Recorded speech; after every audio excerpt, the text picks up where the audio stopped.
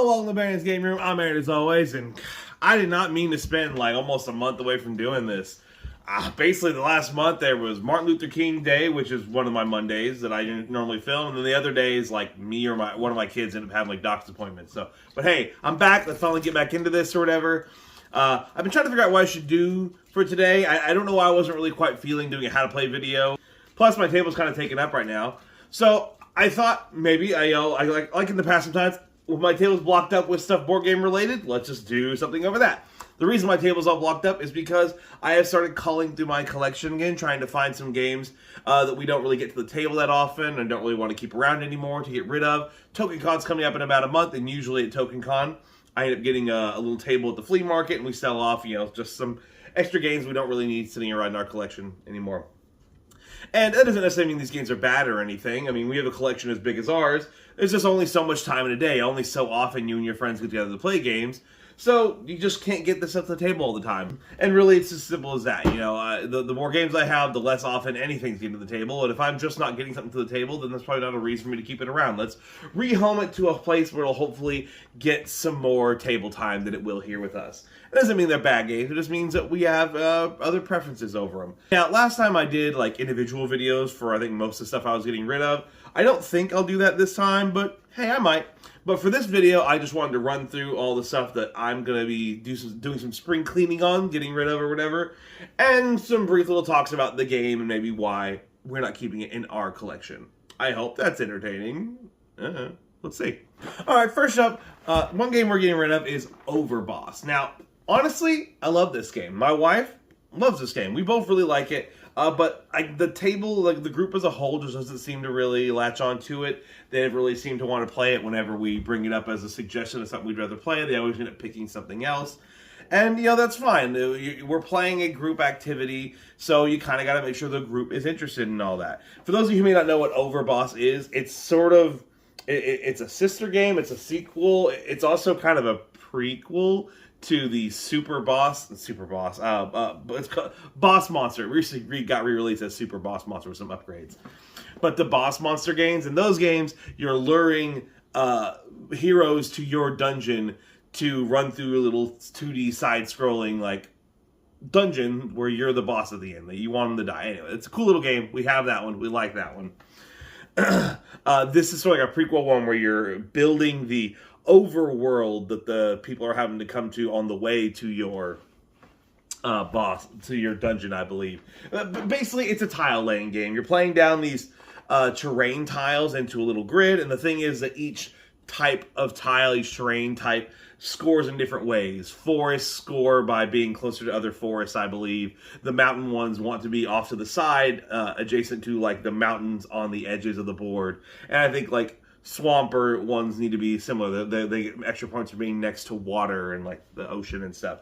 So it's things like that. Like the different tile types all score in different ways depending on how they go to your board. There's also these smaller tiles that go on top of the bigger terrain tiles that have like enemies or flags, and you score special points for like how those are positioned as well. So it's just a cool little tile drafting like puzzle game and all that. We're into it, but our group as a whole isn't. It really never gets to the table. I know this game hasn't been on the table in over a year, so I think it's time to try and rehome this to a nice home. There is a new Overboss Duel version, which is a two-player focused version of it. I think my wife and I might just end up getting rid of this one and buy that Duel version. Since she and I seem to be the only ones in our group that are really into the game, we might as well just play the two-player version instead. But yeah, great game, Baron approved for sure, but not getting the table enough. Let's get it out. Next up, we'll talk about this game called Element. This is an abstract strategy game for up to 4 players. One thing you're going to hear as a common trend throughout this is games that have a player cap of 4 players end up often having a hard time making their way to the table at our house. For the most part, when we play games, it tends to either be me and my wife, so 2-player experiences, or we end up having about 5 or 6 players playing. It's not too often we have 4. So games that have a player cap of 4 end up just being games we kind of have a hard time getting the right group size together to play. So yeah, it's just hard to get the player count right to play games like this. As for this one, it's an abstract strategy game where everyone has these little sage pawns and you're trying to capture the other players' sages. You're mostly doing that by reaching this bag and pulling out these little cool plastic tokens of these various elements. There's, wind, earth, fire, water, and each one goes down to the table in different ways, has different properties. It's kind of neat. It's a little more complicated, I think, than your average abstract strategy game. I think one of the main appeals of abstract strategy games is that, like, overall they're technically very simple. It's usually just, move some pieces here, this or that, but like how you do it is like where the complexity of it goes in, how well you are at doing this simple thing. And this one has a little more complexity to it. The way each of the tiles go to the board down has their own special rules, and then how the sages interact with those has a few special rules and all that. It's not a hard game by any means. It's just a little more complex than your average abstract strategy game. And like I said, we just have trouble getting 4 players to the table. Have trouble convincing the friends when they are over to play this one. It also has this expansion of like 3 other elements in there. I don't know if we've ever used those. We've certainly read about them, but I don't think we've ever used them. It was a fine game. We played it a couple times, but honestly, that was probably 2+ years ago. So I think it's time to get this one to a new home. Next up, we got Gekido Bot Battles. This one has another one that unfortunately has that 4-player problem of not always the right time to do it. It's a pretty cool one where you have these robots fighting out on a board. It's mostly a press your luck dice rolling game, so it's kind of a battle Yahtzee. We do have some other press your luck dice games that I think we like a little better than Gekido, and that don't have some of the strict, only up to 4 players situations that this game has. But overall, it is a pretty cool game. One thing I definitely can't deny about this game are it's got very cool miniatures. They're painted and everything. Like the miniatures in the game are great. These guys are really cool. Look at that dude. As cool as these guys are, like I said, we just have trouble getting 4 players up to the table. I will also say that I did have a little bit of problem with how small the board is. You do have characters moving around on a board, but it's only a 3x3 board, so it's these 9 little spaces that you've got 4 bots moving around on. And that's probably intentionally just to make sure that the game progresses along. You don't want too much time people running around and avoiding each other. So it keeps the game, bloody, oily. It keeps the game violent and progressing forward. But sometimes it does feel a little hopeless when you're trying to avoid somebody in this tiny arena, which is probably the point. But anyway, Gekido Bot Battles. It's a cool one I like. I actually bought this at TokenCon's flea market a few years ago. Like the game, but we just, again, have hard to take the table and have some other pressure luck dice games we probably play instead. Sorry, guys. Next up, we've got Fire Tower. Guess what? Another 4-player game. This is a pretty decent game. I have done a video on this one already on the channel, so you can go check it out. Really, other than its weird theme, I do like the game. It seems like it should be a game where you are maybe cooperatively working together to put out a forest fire, but no, instead you're actually kind of magically controlling the fire to go burn down your friends' opponents, your friends' fire towers and not yours. You're just trying to not be someone that burns up in the fire, and you want the fire to go burn up other people. It's a really weird theme, but otherwise, it's a perfectly fine game. It's pretty fun. Honestly, I think a thing that might save this game for me is if the gameplay matched the theme a little better. I think I'd really prefer a game like this where players were actually working together to stop the fire instead. Just off the top of my head, it'd be cool in the game, players play cards out that spreads the fire along, and the fire is slightly automated. It will always put out a little bit of fire in which direction the wind blows each turn. But I think it'd be cool if either the fire was fully automated on its own and grew out larger on its own, and players work together to try and put out the forest fire, or if maybe there was one versus many where one player controlled the fire and every other player tried to put it out. Those are there might be cool versions of this game that would fit more with the the theming of it. But hey, that's all this is. It's a game where you're instead trying to burn down your friends as a person in a fire tower. Weird thing, but as I said, decent game, but 4-player and stuff, hard to get to the table. Yeah. Maybe you'll like it. I did approve it. I swear not every game I'm getting rid of is just because it's 4 players. I think most of this stack I happen to bring over here with me for this just happened to be that way. Because the next one up is Tetris. Tetris, again, 4-player game and all that. I have played this one a little more than some of the other ones. Tetris is actually pretty neat. They did a really good job of incorporating in the, like, dropping tiles into a thing. If I can kind of get closer, you can see it. But you have these, like, big things that you dump the tiles into. Like, there's a little stand here. And so you do, like, drop the tiles into this thing, and they do kind of stack up. And that is really cool. I do like that they did that. They do have all of the tiles and their colors and everything. They did a pretty good job of translating the game. It is a really good, I think, adaptation of Tetris into a strategy game. Production quality-wise, I do have a little bit of issues. There are these spots on the board, on these little boards, there's little pictures of the icons, and the idea is whenever you land an icon there, if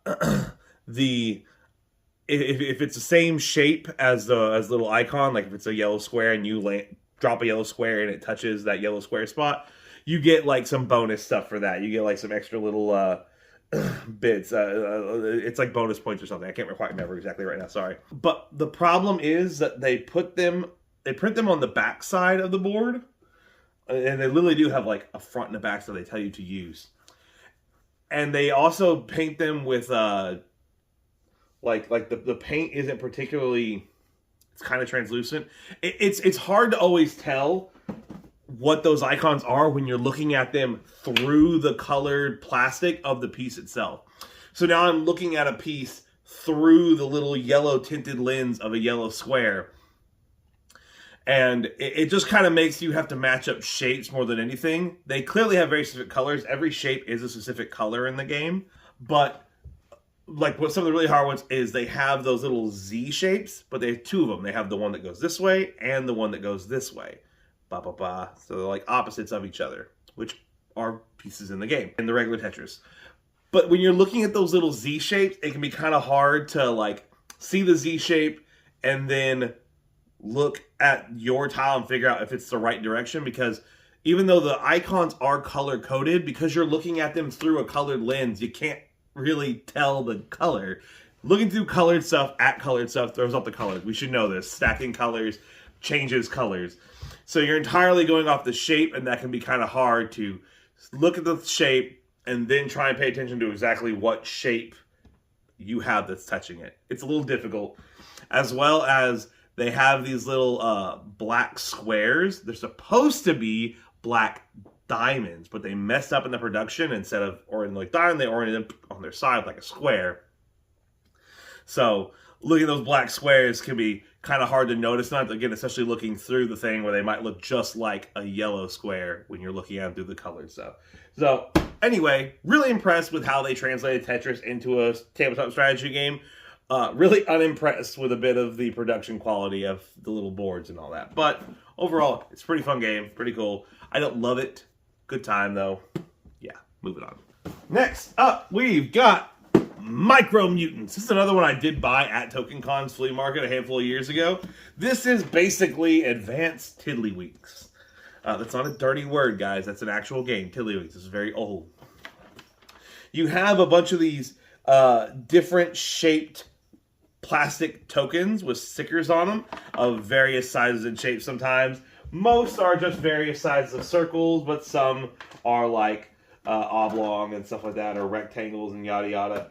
You have these 4 different armies, all different colors with different pieces that all have different abilities to them. You can be the green, the yellow, the pink, the blue. And it is pretty neat, honestly. There's a lot of cool stuff to it. On your turn, you're basically playing a version of Tiddlywinks, where essentially you have a launcher, a little plastic rectangle bit, little wand you're holding, and you have to press down on the edge of a piece, and that will cause the piece to kind of flick and launch. And what you're trying to do is you're trying to land your pieces on your opponent's pieces, or land them on their base level. You're trying to like flick and land your stuff on theirs, and that's how you properly attack people in the game and attack stuff. Whoops. It can go up to 4 players. Hey, guess what? Me having a problem with 4-player ones. Although the 2-player version of this is perfectly fine. I do like the 2-player version of it. Totally good. It's a cool little mat or whatever, there's a bit of a problem with the mat of trying to get out all these lumps. Those kind of staying in the game as you play. So that's kind of a negative of it. And you can do 3 players on this one, but the 3-player version's a little weird on like the setup and layout. It feels a little like the player that gets one half of the board to themselves at the start of the game kind of gets a bit of an advantage compared to the 2 players that have to share half a board. Overall, it's a pretty neat game. Overall, I do like the different factions and kind of how it plays. I love a good dexterity game. It is a cool little game for sure, with some pretty nifty extra content and stuff in there. You know, it's various, you can play easy games or more complicated games. But 4 players is difficult for us, and I just have other dexterity games I kind of prefer over this one.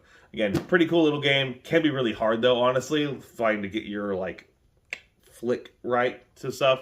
If I'm going to be playing dexterity games, I'm probably going to play Crocodile or something like that instead. Sorry. So, cool little game, but it's got to go. You know, I'm certainly trying to be funny, but I hope no one thinks I'm actually throwing these games off the side of the screen here. Next up is Finspan. Finspan's pretty great. It's a cool fishing game. If you've played Wingspan, you've played Finspan. If you've played Wormspan, you've played Finspan.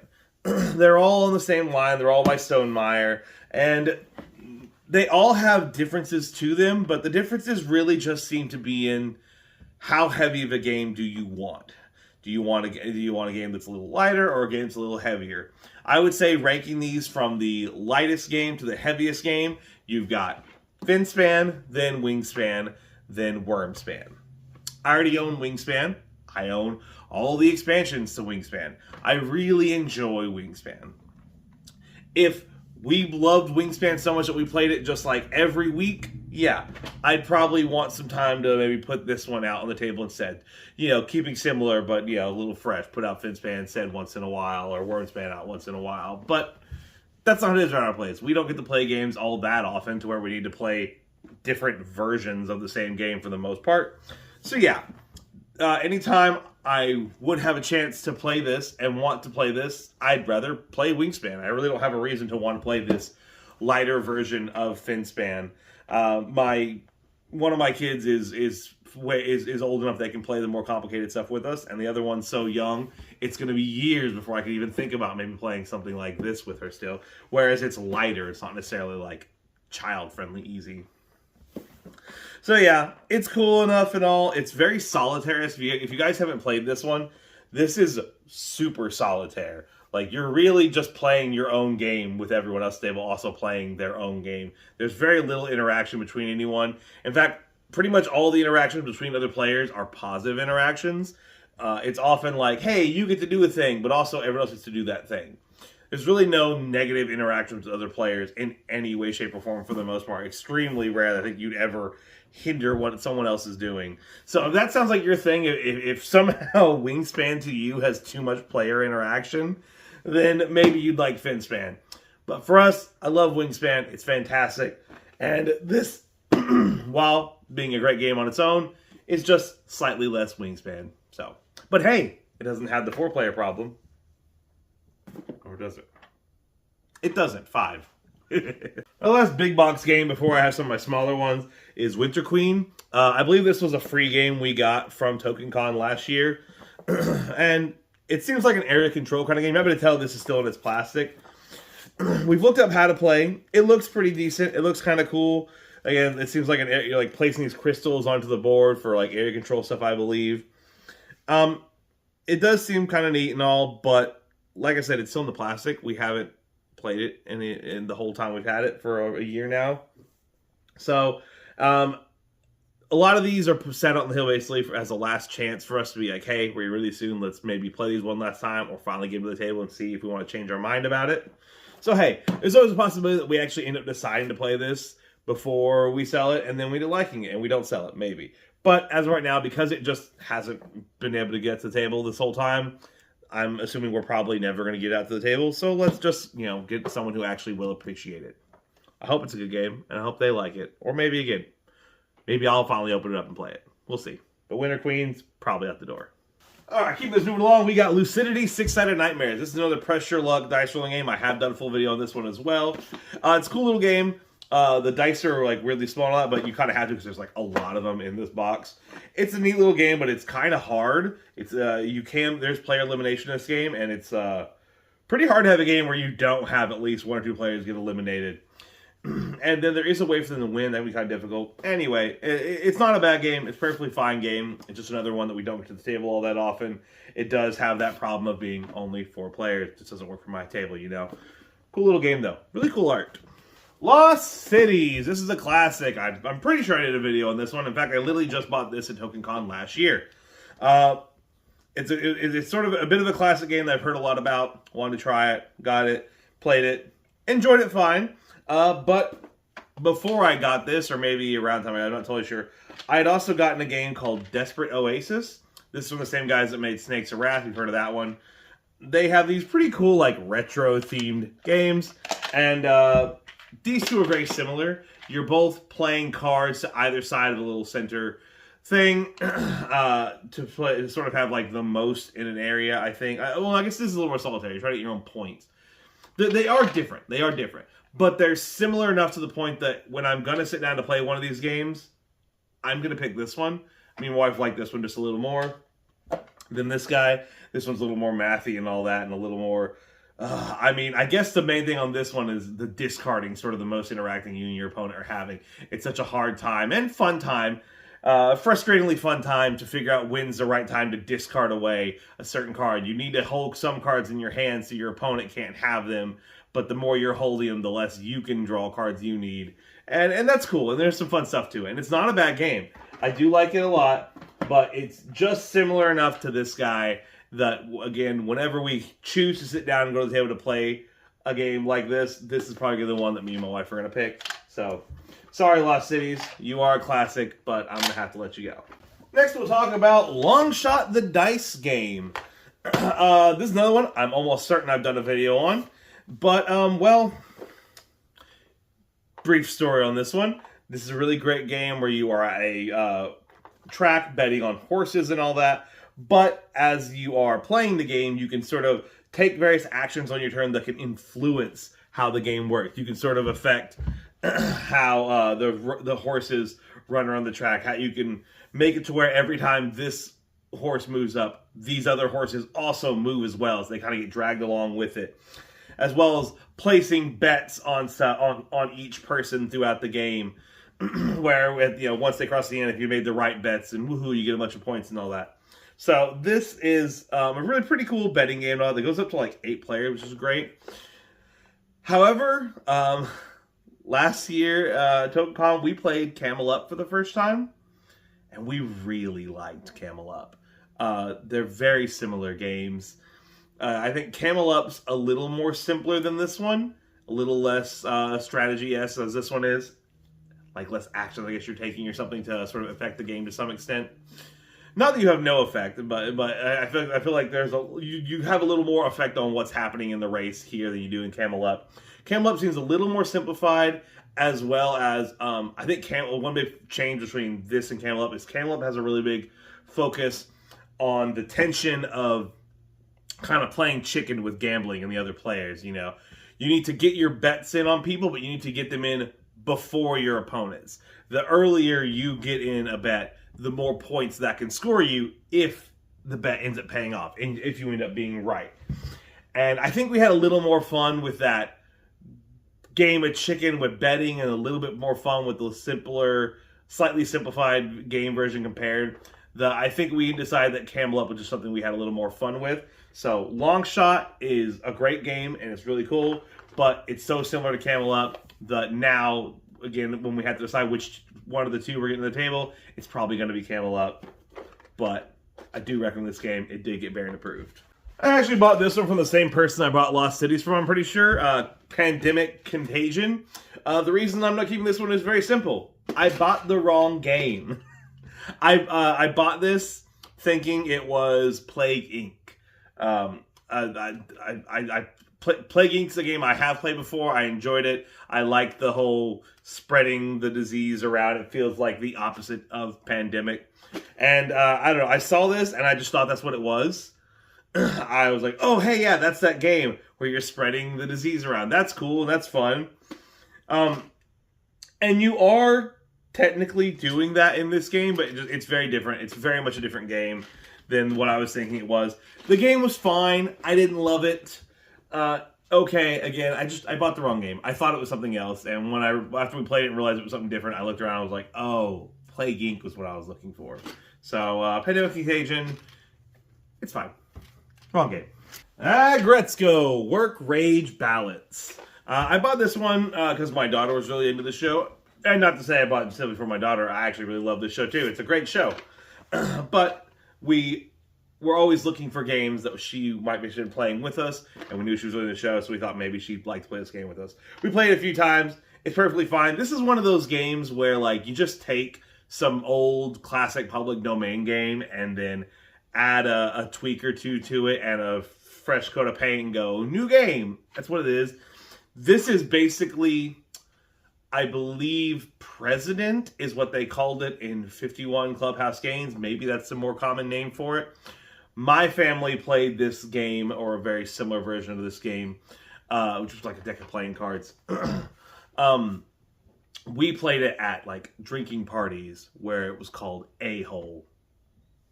But it's the same game. It's the same sort of situation of trying to play out your hand, yada yada. There's not much different to it. There's a little bit here that's this or that. There's a couple tweaks to the game, but as a whole, we're just playing A-Hole over several rounds, or President over several rounds with a little change here or there. It's fine. Again, we haven't got this table in several years now, so I think it's time to find our own work rage balance and balance out our gaming collection. Now, this next one here is a bit of a sad story because it's leaving our collection by no fault of its own. It's leaving our collection because of me. So, this is Mindbug. Mindbug is a great game. But I have a bit of a problem where when I end up getting a game that I like, I kind of feel like I need to buy everything related to it. All the expansions, I have to have it. It's certainly a spending problem I have when it comes to games. And that's exactly what I did with Mindbug, and that's kind of why I accidentally killed Mindbug for me.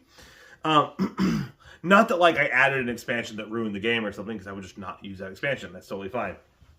No, the whole thing that I was drawn to Mindbug over was I really liked TCGs, and the fact that it was a small TCG you could carry with you, basically, or played similar like a TCG, that you could carry with you, that you only needed cards for, nothing extra. You didn't need any life counters or anything, or tokens, yada yada. Just take a little deck with you around, play it in a pretty quick game. That's why I was drawn to this in the first place. But since I've purchased all the expansions, it's now not that anymore. It's now a lot. I said I have to have these two boxes to even fit all the stuff I have, and this is the stripped down version. So in pretty much every expansion and stuff they have, there's often multiple copies of some of these weaker, more normal cards, and then like single copies of the more powerful cards. But whenever I kind of bash sets like that together so I can keep the variety up so I'm not seeing the same cards, I just strip everything down to one card, unless there's like a card that like needs several copies of itself to function. But that aside, I'll just strip them out. So this is actually kind of half of the game, since I have the other half-ish, a little less than half, since the other singles, less than half, that is sitting in another box, so I think off in a drawer in my garage where I keep some of my extra stuff. But yeah, I've now ballooned the game up into this bigger thing. It's not travelable now. It's not a small one I can play on the table. It does take up a little more table space than I really wanted, as far as like, I couldn't take this game with me when we go get lunch or dinner or something, because it takes up too much table space as we play. But yeah, it doesn't really travel. It doesn't. I've made the game do exactly what I was trying to buy against, and yeah, so that's on me, and I feel bad for it. But now that I have bought stuff to the point that it is just a game I have to play at home, if I'm going to play at home, there are games I'd rather pick over it. If I'm going to play a TCG-like game at home, I'm probably going to play Smash Up instead. I like Smash Up a little better. Or I'll just play one of my actual TCGs, Kaijudo or Ward or something like that. So this is a great game that my bad spending habits ended up just kind of ruining for myself. And that sucks. So I hope someone else is really interested in getting a huge collection of Mind Bug. What's funny is I literally replaced another one of my games with Mind Bug for the same reason.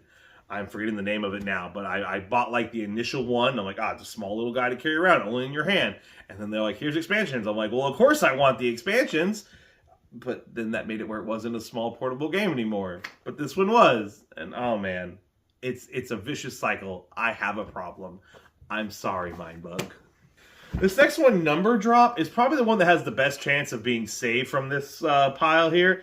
It's a game where you roll some number dice, you shape those number dice into a shape of like a Tetris piece of sort, and then you write it into your board here as though you dropped it in like a Tetris piece to try and like score points based on, I guess, the groupings of numbers. I don't know exactly. That's kind of what I've been able to basically tell from it. It does seem like it might be kind of cool. It does seem like I actually might kind of like it, but we've had this game for over a year now and we haven't played it yet. A friend of mine, I think, found it at a Goodwill or something.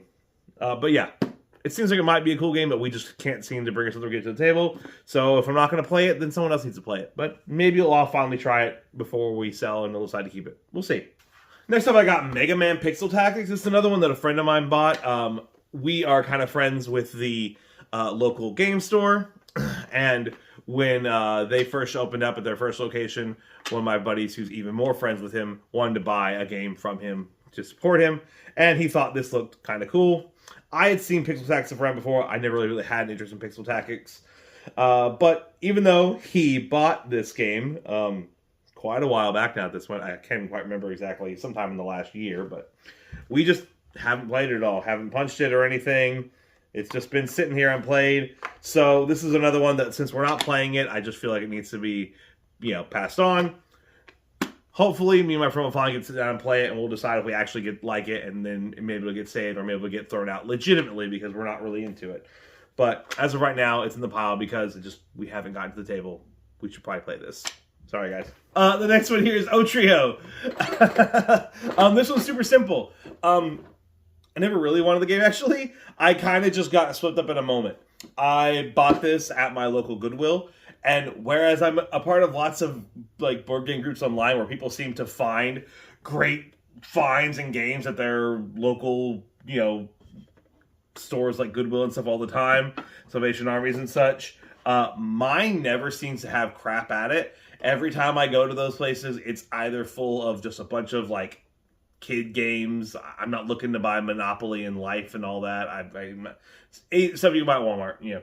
It's got a bunch of those games. It's got a bunch of little kid stuff, or occasionally they might have a game I already own. Like, it'd be wild if I go in and found like a game of Catan or Azul, and I'm like, well, that's awesome. They have Ticket to Ride, but I already have Ticket to Ride. This was just literally the first time I ever came across a game at Goodwill that wasn't a crappy kids game and wasn't a game I already owned. O-Trio is a perfectly good abstract strategy game and all that. So I was excited and I bought it. It was like $2. There actually is one of the little pegs missing in here. You could probably find a way to like replace that. Anyway, I've actually not played it since I got it. I was just swept up and be like, oh, cool and cheap, and I bought it. And now I'm like, well, I'm actually going to play it, so I should probably give it to someone else.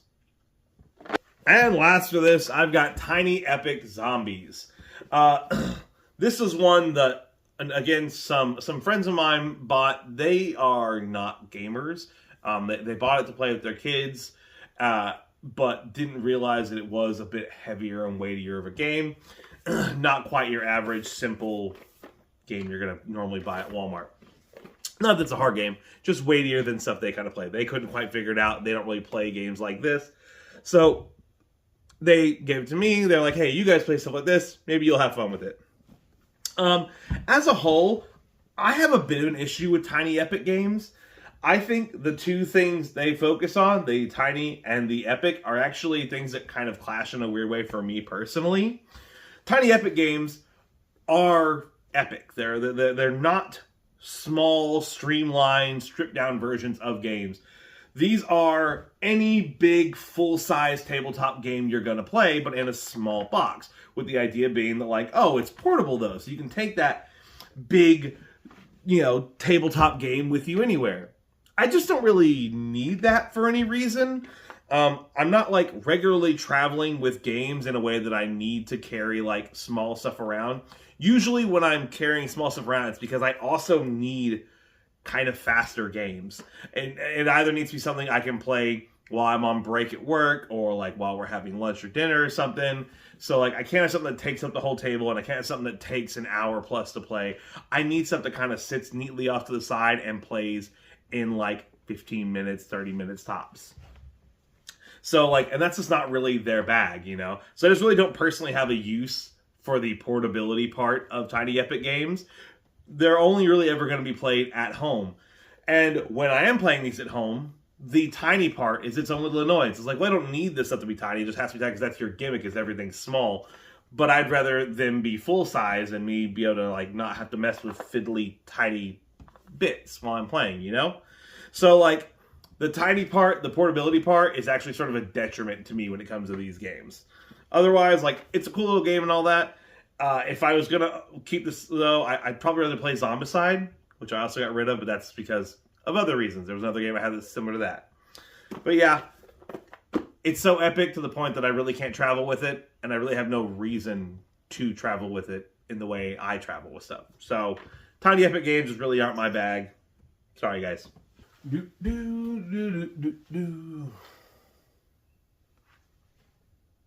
Oh, you're still here. I guess I should wrap this video up. If you sat here through all this, hey, thanks for hanging out with me. You must think I'm funny or something. But yeah, a lot of these games are pretty good. Some of them, you know, I'm getting ribbon for a reason. But most are just either we struggle to find the right player count or struggle to find the right time to play them. And I really hope all these games make their way to some loving homes where they will get some good table time. Thanks for hanging out with me. Thanks for listening to me yap for way too long, as per usual. Come on, we know how this rolls. See you next time, guys.